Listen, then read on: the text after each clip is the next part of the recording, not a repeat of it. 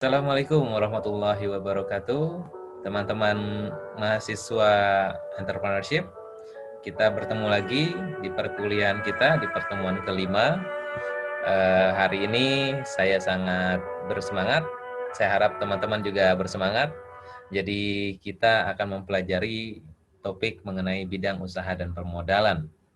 Ini adalah salah satu bentuk keseriusan BSI terhadap teman-teman semua yang ingin mengembangkan usahanya atau memulai ide bisnisnya menjadi usaha yang real. Teman-teman, izin pada kesempatan kali ini saya ingin menggunakan headset saya supaya lebih jelas suara saya. Mudah-mudahan dapat didengar dengan jelas ya. Oke, teman-teman, pada kesempatan kali ini kita akan membahas bidang usaha dan permodalan. Apa itu bidang usaha? Apa itu permodalan? Let's check it out. Kita akan buka dulu dengan sebuah pendahuluan. Kita tentunya ketika memulai usaha ingin memiliki usaha yang profitable, yang memiliki keuntungan-keuntungan ya. Jadi ketika kita memilih produk yang profitable, ini merupakan langkah yang penting dalam usaha baru. Jadi teman-teman, ketika teman-teman sudah mulai ajak nih, sudah mulai serius di dalam bisnis yang kalian geluti, ini pastikan kalian membuat atau memilih produk yang akan kalian produksi nantinya adalah produk yang profitable. Nah, kenapa? Karena kunci emas untuk sukses adalah melakukan bisnis yang tepat di saat yang tepat. Right man at the right place. Right things at the right place.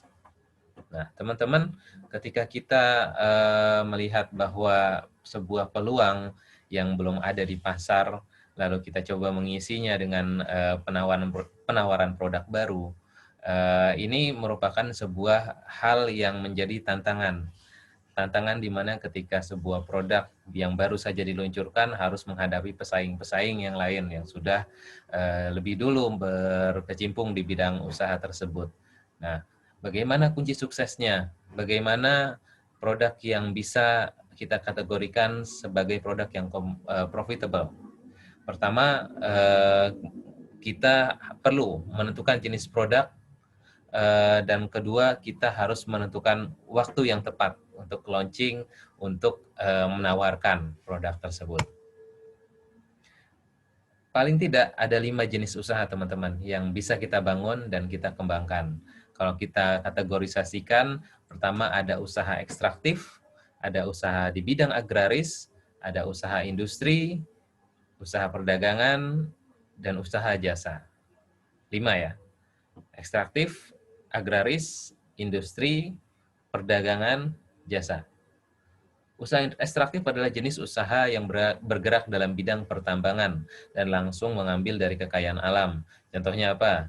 Tambang emas, tambang batu bara, tambang mineral, tambang nikel. Ini usaha-usaha yang ekstraktif ya, termasuk usaha dalam bentuk migas. Lalu usaha di bidang agraris adalah usaha yang mencakup pengelolaan kebun, perdagangan hasil pertanian, perkebunan, dan peternakan. Ini agraris. Jadi sifatnya untuk bertani dan bercocok tanam seperti itu ya. Lalu industri. Industri ini mengolah komoditi.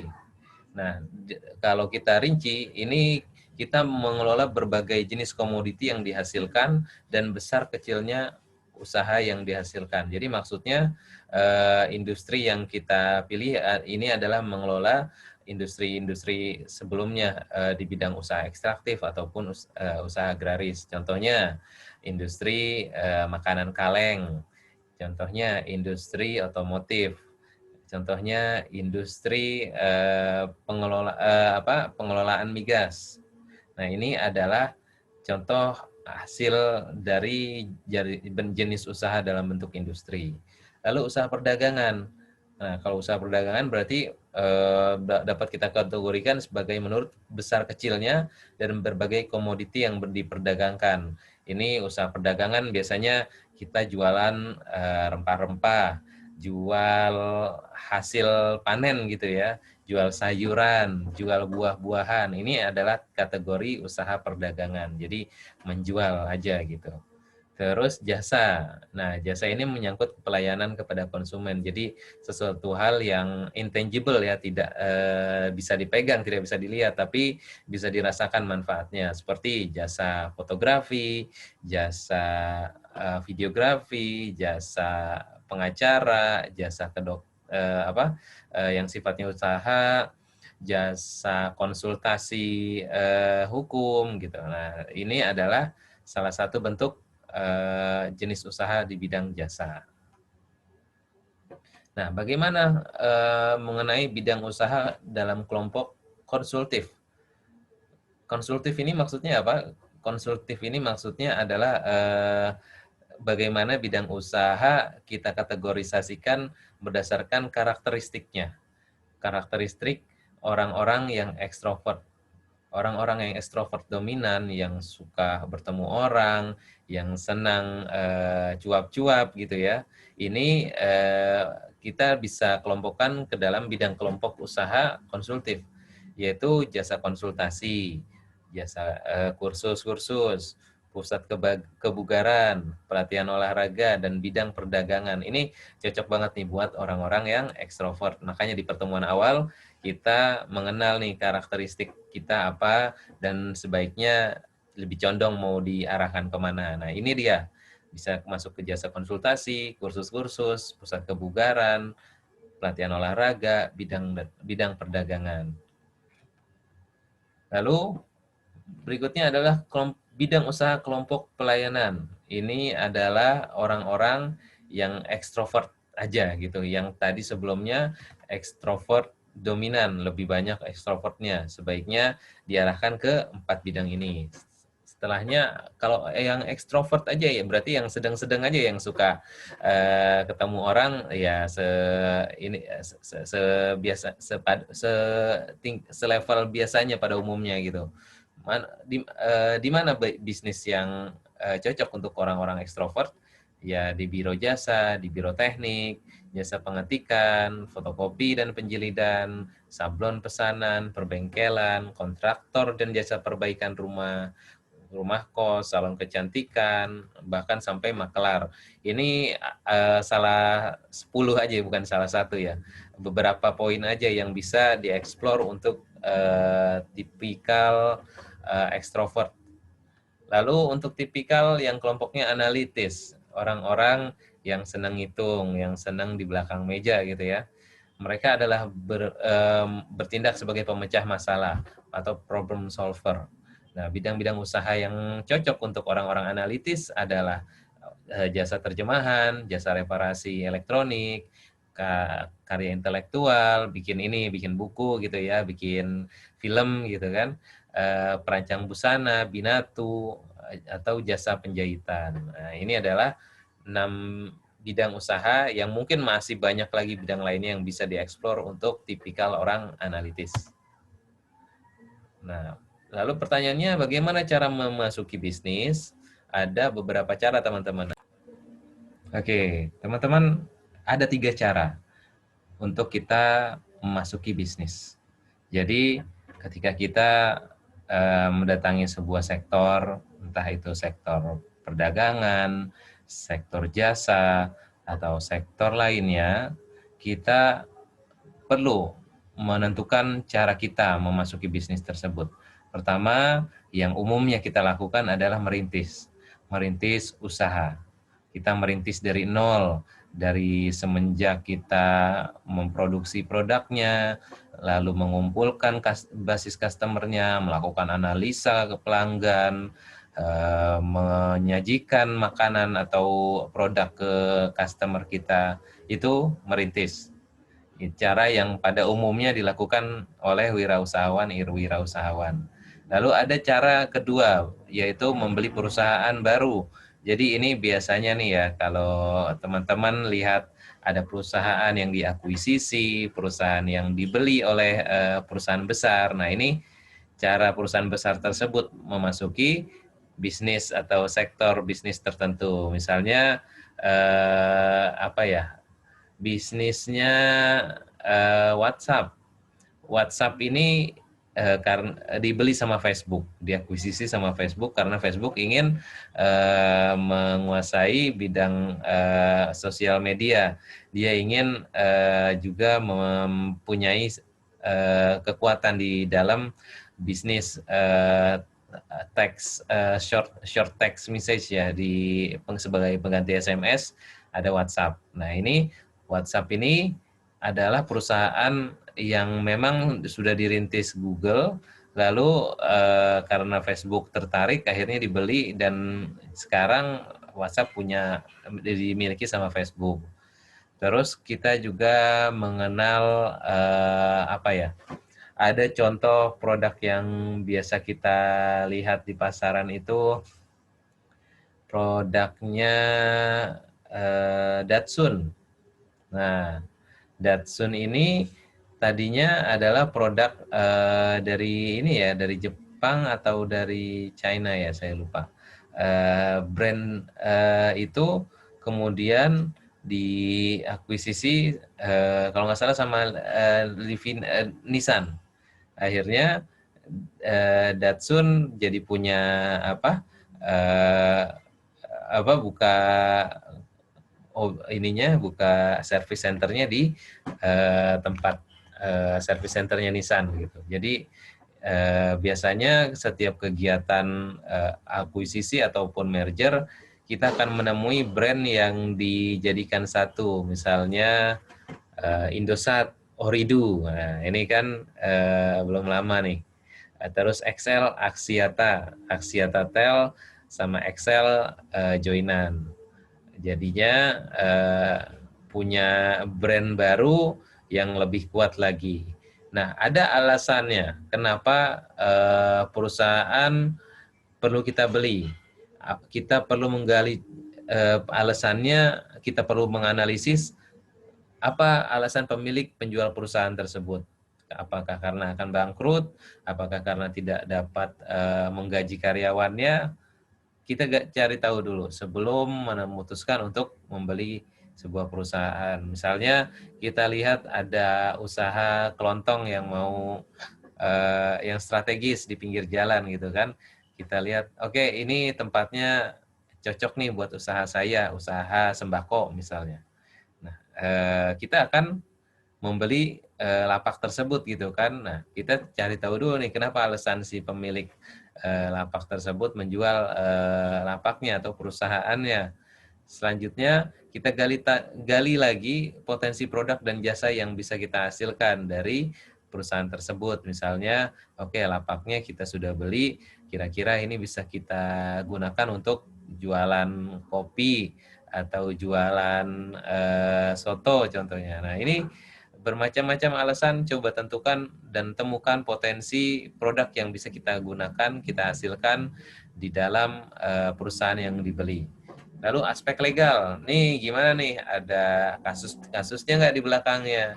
Ada sesuatu yang membuat perusahaan ini akan bangkrut nggak ke depannya? Karena aspek legal ini penting. Kemudian kondisi keuangan perusahaan. Jadi kita lihat bagaimana perusahaan ini, kinerja perusahaannya, apakah menurun ataukah meningkat. Jadi perlu dipastikan sebelum membeli sesuatu, apalagi barang ya, biasanya kita beli barang, kita cek dulu kan, misalnya beli barang second dari, taruhlah motor, beli motor second. Nah, kita biasanya tanya dulu kan ke penjualnya kan, nih kenapa nih motornya dijual, apa aja yang rusak gitu kan, apa aja yang perlu kita perbaiki di sini. Terus surat-suratnya gimana, udah bayar pajak belum gitu kan. Terus si penjual ini punya kondisi keuangan yang cukup nggak, berarti kalau orang ini, penjual ini punya keuangan yang cukup, dia akan menjual biasa-biasa aja, nggak pengen jual cepet gitu kan. Kalau misalnya penjual ini pengen jual cepet, berarti dia memang lagi butuh duit gitu. Oke, jadi ini perlu digali alasannya. Berikutnya ada cara memasuki bisnis cara ketiga, yaitu waralaba, franchising. kerjasama manajemen untuk menjalankan perusahaan cabang atau penyalur. Inti waralaba adalah memberikan hak monopoli untuk menyelenggarakan usaha dari perusahaan tersebut. Jadi hak monopoli ini ya berarti si waralaba ini kita nggak bisa ngambil brand lain yang bisa kita jual di dalam perusahaan kita, di dalam bisnis kita ya, karena kita udah beli waralaba misalnya es kepal Milo. Nah, kita ya udah ya harus ngejalanin ini gitu. Kita akan ada kontraknya dengan si pemilik franchising. Nah, dalam waralaba kita mengenal franchisor dan franchisee. Franchisor ini adalah orang atau perusahaan yang memberikan lisensi atau yang punya punya aturan. Lalu franchisee adalah perusahaan yang diberikan lisensi. Dalam hal ini adalah penjualnya atau kalau misalnya es kepal ya berarti ya si pedagangnya yang suka ya yang mangkal di pinggir jalan itu. Nah, lalu ada ide usaha. Ide usaha dari imitasi. Ini dari katanya aja imitate ya, imitating, jadi meniru. Nah, kalau kita meniru, pastikan kita meniru dengan cara yang kreatif. Kita mengcopy ide, bukan mengcopy produk. Kita mengcopy cara-cara khusus yang khas, bukan menjiplaknya secara utuh gitu. Jadi ini bukanlah ini ya sebuah pelanggaran hak cipta ketika kita melakukan pengkopian ide dengan kreatif gitu. Kita melihat oh iya penjual ini menggunakan seragam ketika menjual bakso misalnya. Nah, ini juga yang kita perlu lakukan ketika kita menggunakan ide tersebut untuk diterapkan ke dalam usaha kita. Nah, yang tidak dibenarkan adalah melakukan counterfeits dan product pirates. Apa itu counterfeits dan product pirate? Product pirates adalah pembajakan merek. Kalau counterfeits, counter asal katanya. Ada yang tahu? Counterfeits. Ada yang tahu? Ya, menjual barang palsu atau menjual barang bajakan. Nah, ini yang nggak boleh nih, teman-teman. Jadi, jual CD bajakan atau jualan apa lagi jasa palsu gitu kan, ngasih alamat palsu gitu. Ini termasuk dalam tindakan counterfeit atau melakukan tindakan-tindakan pemalsuan. Profesi ini hanya dijalankan oleh penipu, bukan seorang entrepreneur. Nah, bagaimana cara mengatasinya? Kita mengantisipasi dari tindakan-tindakan pembajakan. Pertama, kita perlu melakukan pemahaman supaya kita bisa memasuki industri dengan baik. Jadi kita harus belajar nih industri yang akan kita masuki.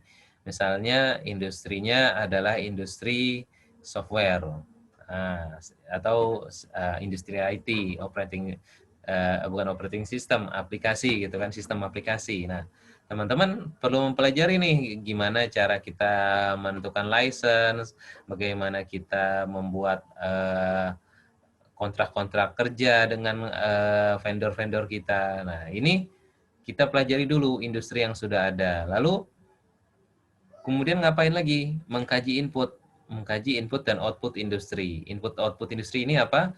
Kalau teman-teman suka lihat laporan keuangan atau laporan dari Kadin, Kamar Dagang Indonesia. Nah, ini kita akan melihat nih keseluruhan kinerja dari masing-masing industri. Kita masuk misalnya ke industri rokok. Nah, industri rokok sekarang lagi gimana nih? Lagi naik atau lagi turun? Misalnya kita lihat lagi naik, oke, kita berani masuk gitu. Tapi kalau lagi turun, kita coba pertimbangkan lagi resiko-resiko yang akan muncul sehingga kita bisa mampu survive di dalam industri tersebut. Lalu ketiga adalah menganalisa tren populasi dan data demografi. Nah, ini adalah cara kita supaya kita tetap right on the track. Jadi kalau misalnya kita bawa mobil nih, kita tentu lihat kanan kiri sudah sesuai belum di jalur di jalannya gitu. Kalau kita melenceng sedikit, ada mobil berpapasan sama kita, bisa ketabrak gitu kan. Atau kalau kita nggak fokus, nggak menganalisa keadaan sekitarnya, trennya apa, datanya bagaimana, kalau kita bawa kendaraan ya kita akan ditabrak atau menabrak sesuatu gitu kan. Jadi pastikan kita aware sama keadaan lingkungan sekitar. Selanjutnya adalah mengkaji tren ekonomi. Selain mengkaji tren populasi, bagaimana populasinya nanti akan meningkatkah penduduknya atau menurun penduduknya, cocok nggak kita buka toko di sini, sementara Jakarta akan sebentar lagi pindah ke Kalimantan, contohnya gitu. Nah, ini perlu kita pertimbangkan lagi. Selanjutnya setelah itu kita kaji juga tren ekonominya. Kita punya ekonomi yang bagus atau enggak di tahun ini. Ini kita lihat nih. Berarti kita sudah punya kemampuan untuk terhindar daripada kegiatan pembajakan, karena misalnya tren ekonomi semakin berkembang, banyak konsumen produk kita. Nah, semakin banyak, apakah produk kita nanti akan ditiru sama orang lain? Apakah kita juga akan dibajak produknya? Nah, ini bagaimana kita mengkaji tren ekonomi, misalnya banyak barang yang sudah terjual, tapi kok kita nggak mendapatkan hasil yang bagus ya, nggak optimal ya. Ini ada apa nih? Jangan-jangan ada yang membajak gitu kan? Terus berikutnya analisa terhadap perubahan sosial. Ini perubahan sosial yang terjadi di sekitar kita, di masyarakat di Indonesia. Ini adalah faktor yang menentukan juga bagaimana sebuah produk piracy ini berjalan. Selain itu, mengkaji pengaruh aturan baru. Pemerintah baru mengatur Undang-Undang Cipta Kerja. Nah, ini bagaimana nih pengaruhnya sama dunia usaha? Apakah ada halnya yang terkait perubahan ini yang membuat pengusaha jadi kesulitan? Nah, ini perlu kalian kaji dulu. Oke, setelah kita mengkaji, kita tentunya akan melihat berarti kita mampu nih mengatasi beberapa tantangan-tantangan yang terjadi di dalam bisnis kita. Nah, ini dia nih, menurut Suryana, bagaimana kita melindungi produk kita juga, selain kita menghindari counterfeit tadi ya, cara kita melindungi produk kita, bisnis kita, ini kita buatkan sebuah paten. Paten ini adalah suatu pengakuan dari lembaga yang berwenang atas penemuan produk yang diberi kewenangan untuk membuat, menggunakan, dan menjual selama paten tersebut masih dalam jaminan. Jadi hak paten ya, teman-teman bikin aplikasi, kita daftarkan ke HAKI, itu kita bisa dapat license di mana ketika orang lain menggunakan produk tersebut akan izin dulu ke kita, suwun dulu gitu kan. Pak, saya mau pakai produk ini selama 1 tahun, berapa sewanya? Nah, ini kan enak ya, nggak yang sekonyong-konyong tahu-tahu download aplikasi kita, tahu-tahu diinstal di servernya dan berjalan berpuluh-puluh tahun tanpa ada konfirmasi ke si pembuatnya. Nah, ini pentingnya ada sebuah paten di sini. Jadi kalau kita punya paten, kita bisa menuntut orang yang menggunakan karya kita tanpa seizin dari pembuatnya. Selain itu ada merek dagang. Merek dagang pada umumnya bentuknya nama, simbol, logo, slogan, atau tempat dagang yang oleh perusahaan digunakan untuk menunjukkan keorisinalan produk atau membedakan dengan produk lain di pasar. Jadi kalau teman-teman lihat banyaknya ini ya, SIM palsu, STNK palsu gitu kan, itu karena logonya mudah sekali ditiru gitu kan, cara cetaknya juga lebih mudah sekali ditiru. Nah, jangan sampai teman-teman lupa nih menentukan merek dagangnya. Nah, pastikan merek dagang ini simple, khas, jadi orang lain kalaupun meniru nggak bisa menirunya, kalian punya detailnya sendiri. Selain itu ada hak cipta atau copyright. Copyright gunanya untuk melindungi pencipta dari keorisinalitas ciptaannya. Contohnya seperti lagu, karangan, hak untuk memproduksi, hak untuk menjual, dan lain-lain. Nah, kalau kita membuka undang-undang lagi, undang-undang tahun 2008 nomor 20 tentang usaha mikro, kecil, dan menengah. Nah, jadi di sini kita setengah memulai usaha dalam bentuk apa nih teman-teman, menurut teman-teman? Mikro kah, kecil, atau menengah? Mikro ya rata-rata ya, karena hasil penjualan paling banyak 300 juta. Sementara aset bersihnya paling banyak itu 50 juta. Itu masih masuk kategori mikro. Terus bagaimana dengan bisnis perbankan, bisnis perkayuan, bisnis perumahan, apa yang mereka miliki? Nah, usahanya masuk dalam kriteria menengah. Paling tidak rumah dalam satu klaster itu nilainya lebih dari 2,5 miliar kan ya. Terus kita lihat kekayaannya si pembuat rumah, itu mereka memiliki modal-modal internal gitu kan sebelum membangun.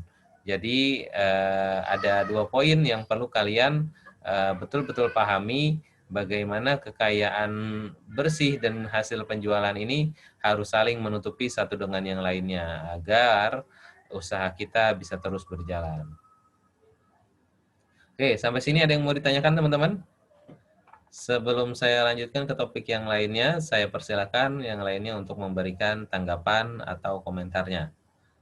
Untuk waktu dan tempatnya saya persilahkan. Oke, teman-teman, lanjut lagi ke penjelasan berikutnya tentang pemodalan, cara kita memperoleh modal. Kalau kita berbicara modal, ada 2 jenis modal, teman-teman. Modal yang pertama, untuk mendirikan atau menjalankan suatu usaha, kita perlu modal keahlian. Modal keahlian ini yang kita bentuk dari sekolah kampus kita, sekolah sebelumnya, keahlian kita presentasi, merayu orang lain untuk membeli produk kita. Ini adalah keahlian modal yang paling utama selain modal berikutnya, modal dalam bentuk uang. Jadi modal yang diperlukan dalam bentuk uang ini untuk membiayai segala keperluan usaha seperti biaya prainvestasi, pengurusan izin, biaya investasi, pembelian aktiva tetap, fixed cost atau variable cost sampai ke modal kerja. Nah, sementara modal untuk kita bertahan, modal untuk kita bersaing itu adalah keahlian. Jadi pastikan teman-teman mantapin dulu, kuatkan dulu sisi keahliannya, baru cari modal gitu kan. Orang akan percaya kepada orang yang ahli tentunya dibandingkan dengan orang yang punya kapasitas pemodalan yang besar gitu. Nah, kalau kita lihat di sini saya share screen. Jadi sebuah modal itu modal keahlian yang utama adalah keahlian atau kemampuan seseorang untuk mengelola atau menjalankan suatu usaha. Nah, ini dia modal keahlian ini, makanya kenapa kita mempelajari mata kuliah entrepreneurship ini. Kampus berusaha ingin memberikan modal keahlian buat teman-teman semua supaya semakin bagus lagi, semakin hebat nanti jadi pengusahanya. Lalu besarnya modal yang diperlukan tergantung dari jenis usaha yang akan digarap. Perhitungan terhadap besarnya kebutuhan usaha dilakukan sebelum usaha tersebut dilakukan. Perlu dilakukan proses seleksi karyawan. Nah, ini dia keahlian yang kita butuhkan untuk menjalankan bisnis ini. Misalnya karyawan kita ingin yang pandai berhitung, pandai melakukan pelaporan-laporan keuangan, membuat jurnal. Nah, ini kita perlu memiliki karyawan yang kompeten di bidangnya. Lalu kita ingin punya karyawan yang cepat memproduksi produknya atau yang tangkas ketika ada misalnya mesin yang memproduksi barang-barang. Nah, karyawan tersebut harus tangkas tuh, harus cepat mengambil barang dari mesin tersebut, lalu memproses barang tersebut. Nah, ini adalah salah satu modal keahlian yang perlu kalian temukan, yang perlu kalian coba gali dari diri kalian sendiri secara pribadi maupun dari tim kalian secara kelompok. Lalu berikutnya ada modal usaha. Nah, kalau modal usaha ini ada dua jenis ya teman-teman ya. Dua jenis modal usaha, pertama modal investasi, kedua modal kerja. Nah, modal investasi ini digunakan untuk jangka panjang dan dapat digunakan berulang-ulang. Biasanya umurnya lebih dari 1 tahun. Penggunaan modal investasi jangka panjang untuk membeli aktiva tetap seperti tanah, bangunan, mesin-mesin, peralatan, kendaraan yang bersumber ini bersumber dari perbankan, ini maksudnya pinjaman ya. Jadi investasi dari luar dalam bentuk pinjaman. Nah, ini aktiva tetap atau modal tetap, atau bisa kita bilang hal-hal yang kita gunakan di awal masa pembukaan usaha, seperti contohnya kalau misalnya usahanya bakso ya, kita modal utamanya investasi di awal adalah gerobak, terus panci, terus kompor gasnya, terus apalagi ya macam-macam peralatan-peralatan perlengkapan untuk melakukan kegiatan operasional. Kemudian ada modal kerja. Modal kerja ini digunakan untuk jangka pendek dan beberapa kali pakai dalam satu proses produksi. Modal ini digunakan untuk membiayai operasional perusahaan pada saat sedang beroperasi, misalnya biaya listrik, biaya sewa gedung, biaya penggajian karyawan, biaya pembuatan bahan produksi, atau biaya sewa biaya sewa kendaraan. Nah, ini adalah modal kerja. Sumber-sumber modal dari mana aja? Pertama, seorang pengusaha ini biasanya akan memiliki modal dari modal sendiri. Terus ada modal asing, modal dari luar perusahaan. Atau mendapat pembiayaan, misalnya pembiayaan gabungan nih dari modal sendiri dan modal pinjaman. Ini bermacam-macam jenis modal yang bisa kita dapatkan. Lalu untuk memperoleh modal, kita perlu memperhatikan 4 hal. Pertama, tujuan perusahaan. Kita mau kemana tujuannya. Lalu masa pengembalian modal atau break even point. Ketiga, biaya yang dikeluarkan. Dan keempat adalah estimasi keuntungan.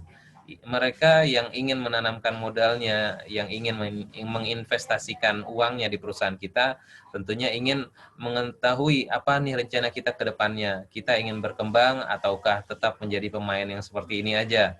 Kita mau begini-begini aja atau kita mau berubah, berinovasi. Perusahaan yang nggak berubah, nggak punya inovasi, ya tentunya akan kalah saing. Begitu juga dengan manusia ya.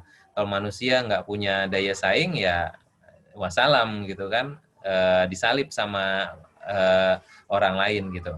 Nah, ini juga kita terapkan di dalam usaha kita. Lalu berikutnya, masa pengembalian modal. Kita perlu memperjelas berapa lama nih ketika orang yang berminat untuk berinvestasi di bisnis kita itu bisa kembali modalnya. Nah, ini kita memberikan kepastian, paling tidak estimasi lah, pengembalian modal yang bisa kita berikan kepada pemodal, yang orang yang memberikan modal kepada kita. Lalu ketiga, biaya yang dikeluarkan. Biaya yang dikeluarkan ini secara keseluruhan investasi kita berapa untuk perlu menjalankan bisnis kita. Kita perlu membeli peralatan, kita perlu membeli bahan. Nah, kita lihat seberapa besar. Nah, berapa besar ini, oke, bisa ditanggung 100% nggak sama pemodal, atau bisa ini nggak 50-50 gitu kan. Ini yang kita bilang dengan revenue sharing ya. Lalu estimasi keuntungan. Kita lihat dari satu produk kita dapat margin berapa. Kita bisa bagikan ini keuntungannya ke si pemodal atau si pemilik saham misalnya, itu berapa persen setiap tahun. Nah, ini kita perlu lakukan estimasi keuntungan. Nah, kalau misalnya kita bicara pengertiannya sendiri, pengertian modal sendiri. Modal sendiri adalah modal yang diperoleh dari pemilik perusahaan dengan cara mengeluarkan saham. Keuntungan menggunakan modal sendiri untuk membiayai suatu usaha adalah tidak adanya beban biaya bunga, tetapi hanya membayar dividen. Ini maksudnya ketika kita ini ya menjalankan sebuah bisnis, kita rintis, kita sudah bisa IPO, kita bisa mengedarkan sahamnya. Nah, kita bisa nih kita menjual kepemilikan kita nih kepada pembeli saham, misalnya berapa persen dari perusahaan kita. Nah, dari situ kita bisa mendapatkan modal tambahan. Kelebihannya apa kalau kita menggunakan modal sendiri? Modal sendiri ini tidak ada biaya, bunga atau administrasi, tidak tergantung kepada pihak lain, tanpa memerlukan persyaratan yang rumit, dan tidak ada keharusan pengembalian modal kalau misalnya uangnya dari dompet sendiri gitu kan. Lalu kekurangannya apa? Jumlahnya terbatas ya, karena kita punya modal di kantong secukupnya ya, jumlahnya terbatas gitu kan. Kalau misalnya kita mengumpulkannya dari berbagai macam pemodal, ya kita akan mendapatkan banyaknya pundi-pundi yang bisa kita manfaatkan nih, banyak modal yang bisa kita dapatkan. Selanjutnya kita bisa memperoleh modal yang relatif lebih sulit ya, karena modal sendiri ini ya kita perlu berusaha sendiri gitu kan, kita perlu nabung, perlu ngumpul-ngumpulin bertahun-tahun gitu kan, baru bisa menjalankan usaha. Lalu berikutnya, kekurangan modal sendiri apa? Kurang motivasi. Nanti moodnya, saya tahun depan pengen ini, tahun depan pengen itu. Akhirnya uangnya kepake untuk kebutuhan yang lain dan nggak bisa memulai usaha. Nah ini modal sendiri. Lalu modal asing. Modal asing adalah modal yang diperoleh dari pihak luar. Jadi kita contohnya bentuknya adalah pinjaman. Bisa pinjam ke bank, bisa pinjam ke perusahaan pembiayaan yang lain. Sekarang ada ini ya, fintech-fintech yang bisa meminjamkan dana yang cukup besar tuh. Itu bisa dimanfaatin juga. Nah, penggunaan modal pinjaman untuk membiayai suatu usaha akan menimbulkan beban biaya bunga, biaya administrasi, serta biaya provisi dan komisi yang besarnya relatif. Sumber dana modal asing diperoleh dari, pertama yang tadi saya sebutkan, pinjaman dari dana perbankan, baik swasta, pemerintah, atau perbankan asing. Lalu pinjaman dari lembaga keuangan seperti perusahaan pegadaian, perusahaan venture, terus asuransi leasing, dana pensiun, koperasi, atau lembaga pembiayaan lainnya, dan pinjaman dari perusahaan non-keuangan. Misalnya ini kita punya teman gitu kan, Pak, saya mau, bukan teman ya, bro, saya mau bikin usaha ini nih di daerah Depok, mau ikutan modalin nggak, gitu kan? Ini yang enak gitu kan, pinjaman dari perusahaan yang non keuangan atau dari lembaga lain ya, yang di luar lembaga keuangan. Nah, modal pinjaman ada kelebihannya. Pertama, kita bisa mendapatkan jumlah yang memang bisa kita bilang nggak terbatas ya, tapi tetap saja ini harus kita bayar gitu kan. Lalu dengan adanya pinjaman, kita akan berusaha untuk melunasi pinjaman tersebut ya, berusaha karena ini minjam, ya kita makin punya motivasi untuk berusaha. Terus kekurangannya apa? Kekurangannya karena ini menjadi beban biaya, maka akan jadi ya akan ada bunga yang harus kita tanggung dan biaya administrasi yang harus kita bayar. Lalu kekurangan berikutnya adalah harus dikembalikan, ya kan? Kita minjem ya harus kembalikan gitu kan.